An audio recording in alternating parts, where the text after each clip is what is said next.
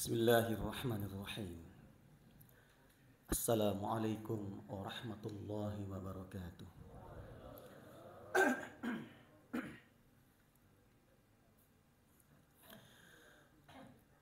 Innal hamdalillah nahmaduhu wa nasta'inuhu wa nastaghfiruh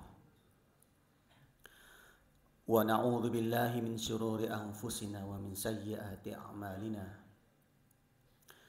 May yahdihillahu fala mudilla lahu wa may yudlil falan tajida lahu waliyyan mursyida. Ashhadu an la ilaha illallah wahdahu la syarika lah wa ashhadu anna Muhammadan abduhu wa rasuluh alladzi ballaghar risalah wa addal amanah wa nasahal ummah wa jahada fillahi haqqa jihadih sallallahu alaihi wa ala alihi wa ashabihi wa sallama tasliman katsira. Amma ba'du. Kaum muslimin dan muslimat sidang jamaah salat subuh, a'azinallahu wa iyyakum.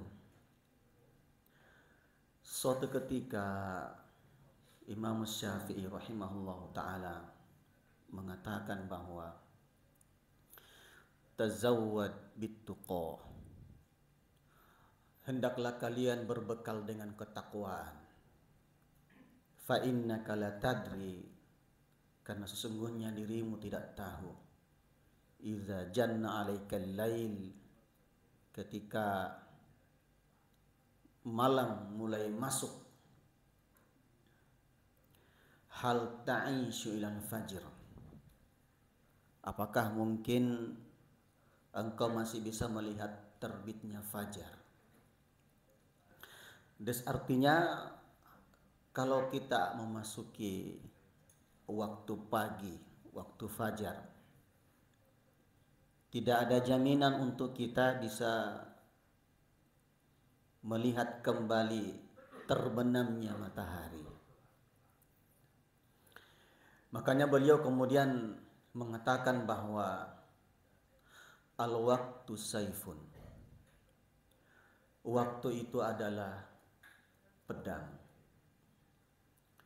Illam taqtaha qata'aka, jika engkau tidak memotongnya, maka dia yang akan menyembelihmu.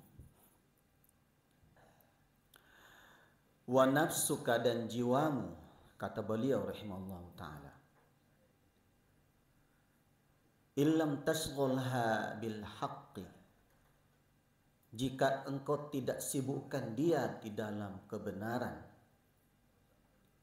tidak disibukkan di dalam kebaikan, wa illa syaghalatka bil batil, maka jiwa tersebut akan menyibukkanmu di dalam kebatilan. Posisi kita hanya ada dua keadaan. Kalau tidak di dalam kebaikan, kita di dalam keburukan. Maka kemudian pada kesempatan yang lain Imam Syafi'i rahimahullah ta'ala mengatakan bahwa kam min salimin mata bi ghairi illatin, betapa banyak orang yang sehat walafiat tiba-tiba saja mati seperti tidak ada sebab. Wa kam min saqimin asha hina minad dahr, betapa banyak orang yang sakit-sakitan tapi tak mati-mati, terus hidup dengan sakitnya. Wa kam min fata yusbihu wa yumsi aminan, betapa banyak pemuda yang di sore harinya masih cekakak cekikik, masih ngabuburit, masih trek-trekan motor. Demikian pula di pagi hari. Waqad nusijat akfanu wa wala yadri, di sisi lain bahwa kain kapannya telah digunting-gunting dalam keadaan dia tidak tahu betapa ajal sangat dekat. Maka kaum muslimin yang dimuliakan Allah Subhanahu wa ta'ala, di hari-hari yang sangat berharga, dengan waktu-waktunya yang Allah Subhanahu wa taala isi dengan fadhail, keutamaan-keutamaan yang kemudian kita semua berlomba-lomba untuk mengejar keutamaan tersebut.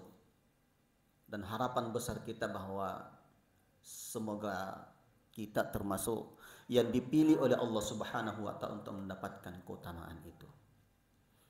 Lailatul Qadar yang dijanjikan Rasulullah sallallahu alaihi wasallam lewat sabdanya dari sahabat, dari istrinya Aisyah radhiyallahu anha yang diriwayatkan oleh Imam Bukhari rahimahullahu taala. Taharraw Lailatul Qadri fil witr min ashril awahir min Ramadan. Kejarlah, berusahalah semaksimal mungkin untuk mendapatkan Lailatul Qadar di waktu-waktu ganjil, di malam-malam ganjil, di 10 hari. Di 10 hari terakhir bulan Ramadan. Semalam itu adalah malam yang ke-27. Kalau Ramadan itu versi pemerintah 29, maka kita masih punya satu malam ganjil.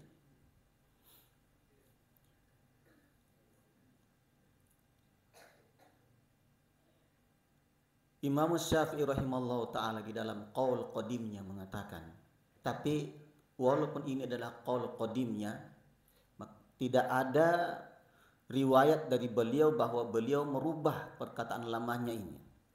Karena 90% lebih perkataan beliau telah berubah. Makanya ada namanya qaul jadid. Jadi qaul qadim ini tidak berubah. Ini adalah pendapatnya Imam Syafi'i rahimahullah ta'ala, bahwa mendapatkan Lailatul Qadar itu bisa dengan kita menghadiri sholat isya berjamaah di masjid dan kita menghadiri sholat subuh berjamaah di masjid. Beliau tidak mengada-ngada, karena Rasulullah Shallallahu Alaihi Wasallam dari sahabat Utsman bin Affan radhiyallahu an, seperti yang diriwayatkan oleh Imam Muslim, bahwa man shallal isya fi jama'atin faka'annama shallal laila nisfahu, bahwa siapa yang sholat berjamaah di masjid, sholat isya berjamaah di masjid, maka dia seperti orang yang menghidupkan setengah dari malamnya. Wa man shalla subha fi jama'atin faka'annama shallal laila kullahu, dan siapa yang datang sholat subuh berjamaah di masjid, maka dia seperti menghidupkan seluruh malamnya. Maka lewat jalan ini seseorang telah menghidupkan seluruh malamnya. Dan kalau saat itu terjadi Lailatul Qadar, maka dia mendapatkannya.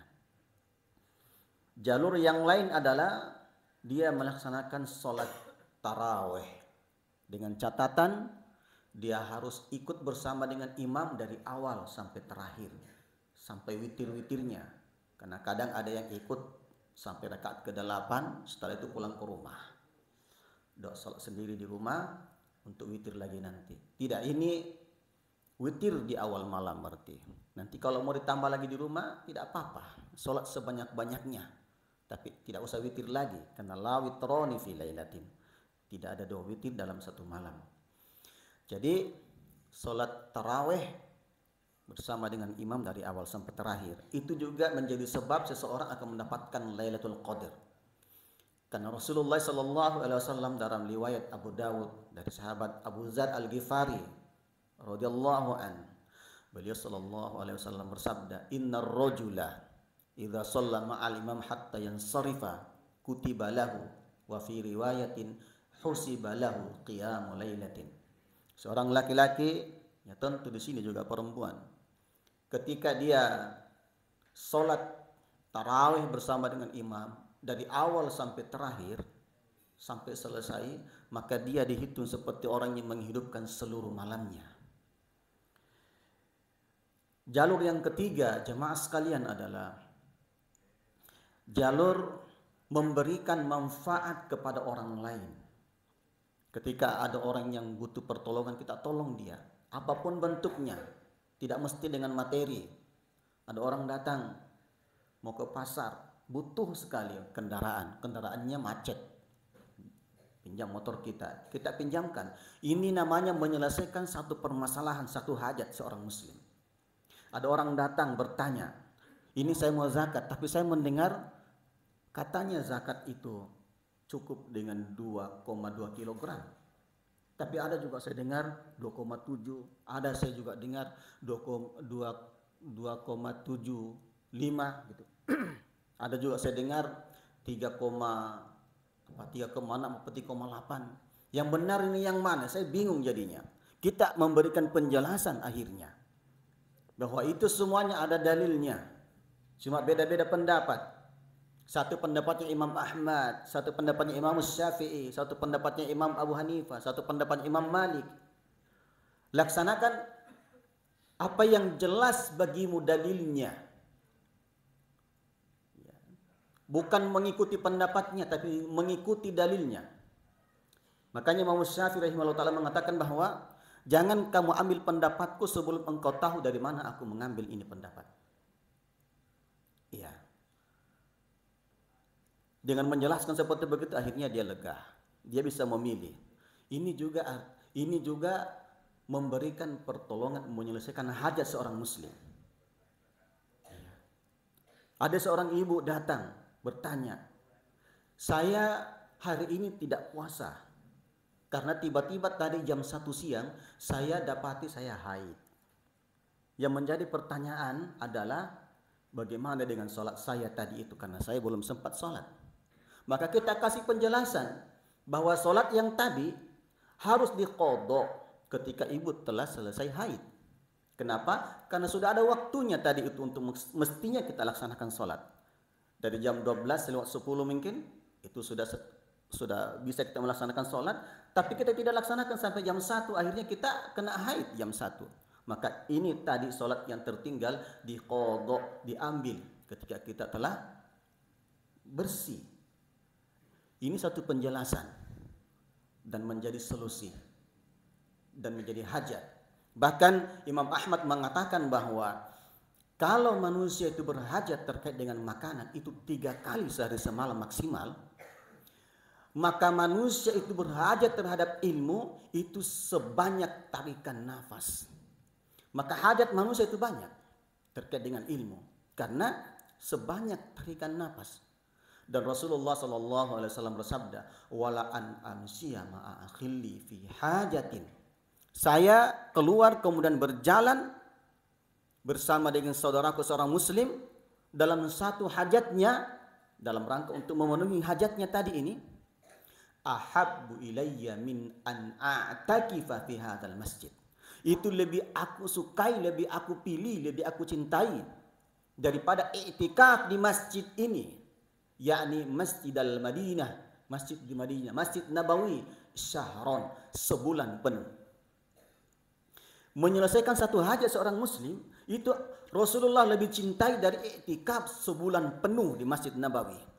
Orang i'tikaf di masjid sebulan penuh, apa dia tidak dapat Lailatul Qadar? Di Masjid Nabawi lagi. Tapi menyelesaikan satu hajat itu Rasulullah lebih cinta, lebih suka.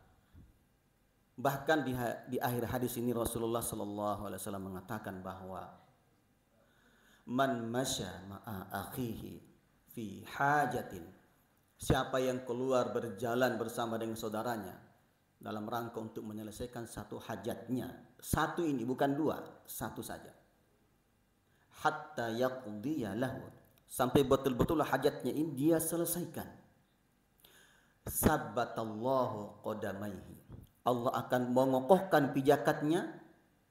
Di saat apa itu? Di saat dia meniti sirat. Meniti sirat ini adalah perjalanan yang sangat menegangkan, yang sangat menentukan. Karena kapan tergelincir, maka dia masuk ke dalam neraka jahanam. Ini Allah akan menguatkan pijakannya. Ya, di atas sirat ini. Yauma tazulul aqdam. Di hari di mana banyak kaki-kaki saat itu tergelincir. Sangat luar biasa jamaah sekalian, bahwa di dalam menggapai Lailatul Qadar Allah telah memberi jalan yang banyak. Ya. Makanya Allah Subhanahu wa taala berfirman bahwa siapa yang bersungguh-sungguh berjalan menuju aku,